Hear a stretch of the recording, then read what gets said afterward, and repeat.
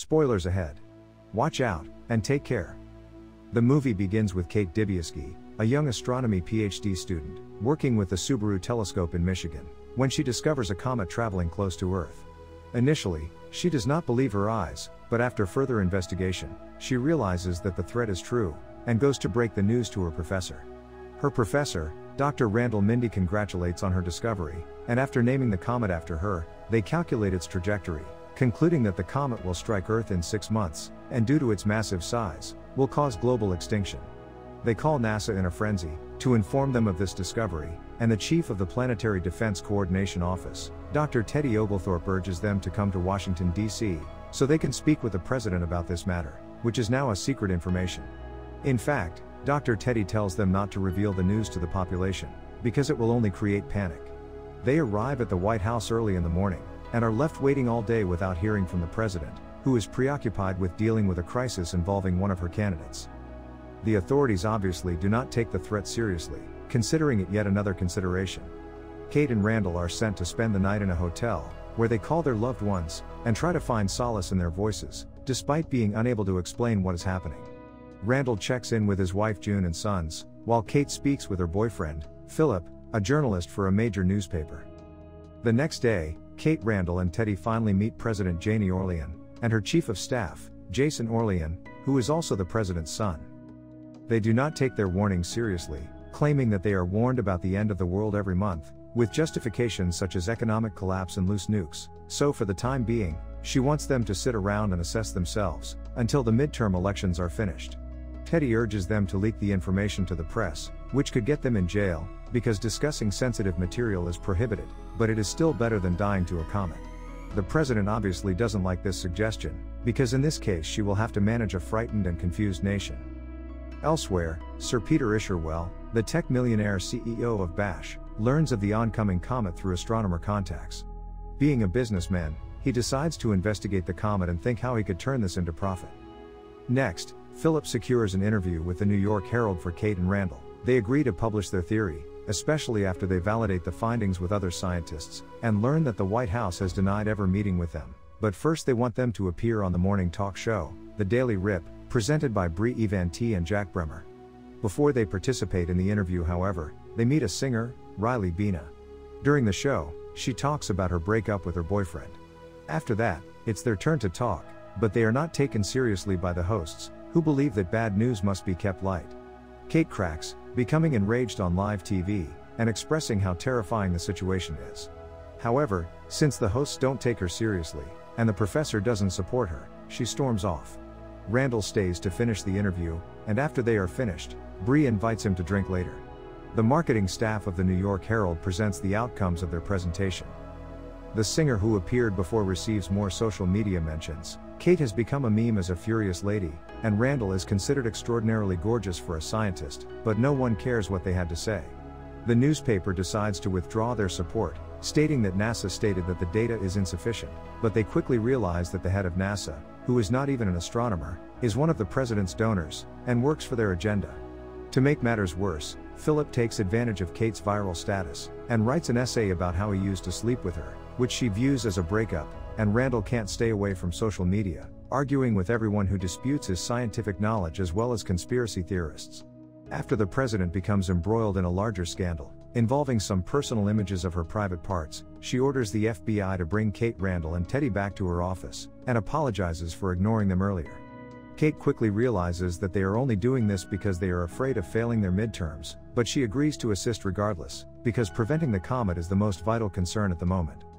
The president makes a public broadcast, saying that the comet is real, and that they have a plan to eliminate it. They will deploy a spaceship equipped with nuclear weapons to strike it. Despite Randall's belief that this should be a remote-controlled trip, Janie selects General Benedict Drask to pilot the spacecraft, because she believes that having a hero as the image of their plan will help people cope with the news. As the event goes viral on the internet, Janie and Randall begin to appear on a variety of TV shows and magazine covers, finally receiving the exposure they deserve. Randall and Brie end up sleeping together after appearing on The Daily Rip again, while Teddy and Kate debate comet deniers on a conservative show. The big day arrives, and the event is aired worldwide. The spacecraft takes off successfully, but General Drask's microphone is swiftly muted, since he continues to say terrible things on camera. Everyone is excited that the comet will be gone soon, but when Isherwell arrives and speaks privately with the president, they are surprised to learn that the spaceship is returning. The mission has been cancelled by Jane. While the rest of the world is still attempting to figure out what happened, Randall is assigned as the White House's chief scientific advisor, and summoned to an emergency cabinet meeting, leaving Teddy and Kate behind. The mission was cancelled because Isherwell, who is also one of the president's donors, discovered that the comet is composed of trillions of dollars worth of rare earth minerals that technology manufacturers use in objects like phones, and they have been running out because China owns the majority of the mines. The goal is to send drones to fragment the comet, and then let the smaller parts fall into the ocean to be mined later. Randall disagrees, especially since the technology Isherwell intends to deploy has not been subjected to scholarly peer review, and any scientist who attempted to speak out against it has been silenced, but the situation is now beyond his control. Following the meeting, the professor meets Kate and Teddy in a bar, and tells them all about Isherwell. Some of the people overhear them, and Kate believes that they deserve to know the truth, so she declares loudly for all to hear, the president will allow the comet to strike the planet, so that the rich may gain even more. This sparks a series of riots throughout the city, so the FBI arrests Kate, and charges her with sharing classified information and causing property damage, but they agree to let her go, if she signs a deal agreeing not to discuss the subject in public or in the media again, and to go off the grid, which she obviously accepts, and returns to her small hometown in Illinois. It is difficult for her to reclaim her old life, because her parents support the government, and do not want any traitors in their home. She starts working as a cashier at a supermarket, where she meets Yul and his friends, who like her and invite her to join them for drinks. She realizes they have been stealing from the market, and lets them go, because she no longer cares, since the end of the world is approaching. After that, she decides to join them for drinks. Meanwhile, Randall continues to work for the president, believing that it is the only way he can help the Earth, and is having an affair with Bree. This blows up in his face when the two of them return to their hotel room one evening, and find June waiting to surprise her husband. Randall doesn't even apologize, he just makes up excuses, so June throws her medication bottles at him, before finally leaving. Randall appears on the Daily Rip, and eventually loses control after arguing with Isherwell about his flawed research, and being informed that algorithms suggest he will die alone. He becomes enraged, and yells on national television at everyone, for not being more concerned about the comet, which people have begun to believe is not real. He also points out how Isherwell is shutting down all scientists who disagree with him, that the president lied, and that the entire administration has gone insane. Bree breaks up with him after the FBI apprehends him, and gives him the same deal they gave Kate. Randall is driving back to Michigan, and Kate is hanging out with Yul, when they both look up at the sky, and notice the same thing, the comet is finally close enough to be seen with the naked eye. The two of them record themselves with it, and invite the rest of the world to watch it, launching a global movement called Look Up, that millions of people join and post about on the internet. Randall even begins to appear on television again, criticizing the government's plans, and even garnering the support of two famous artists who produce a special Just Look Up song. This prompts Janie to launch her own Don't Look Up campaign, which is supported by millions of conservative voters and conspiracy theorists, believing Randall only wants people to be terrified and lose their freedom. Riots and protests erupt in the streets, while Russia, India and China collaborate to launch their own spacecraft to intercept the comet, but the launch fails, and the spacecraft explodes.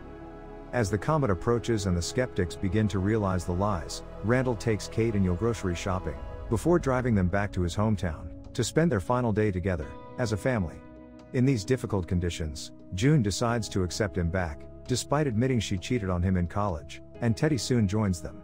While waiting for the comet to strike, they all eat dinner together, telling anecdotes and praying to God. The night of the launch, Janie asks Isherwell what the algorithms predict her death will be like, and he says that she will be slain by a Bronte rock, whatever that may be. The spacecraft takes off, and some of the drones are lost, but Isherwell expected this, and assures everyone everything is fine. He is, however, completely incorrect, and the rest of the drones explode as soon as they make contact with the comet. Isherwell and Jane leave the premises, knowing they would die for sure, to join other millionaires on a secret spaceship, designed to keep its passengers alive cryogenically, so they can depart Earth before calamity strikes. Janie calls Randall, and offers him and his wife a place to stay, completely forgetting about her kid, but he declines, preferring to stay with them till the end. People all throughout the world cling to their loved ones, as a comet collides with Earth, destroying life as we know it. Jason is the lone survivor to emerge from the debris, and he instantly celebrates his survival by taking a photo. 22,740 years later, The spacecraft carrying millionaires discovers a planet with an atmosphere comparable to Earth's, that allows them to live. Men and women awaken from cryogenic sleep to explore the environment, and when Janie finds a beautiful new animal, and approaches it, it attacks her, effectively killing her with a Bronte rock, as predicted by the algorithms. The end. Thank you for watching. Subscribe if you'd like to see more videos like this. Turn on the notifications, and leave a like to help the channel out.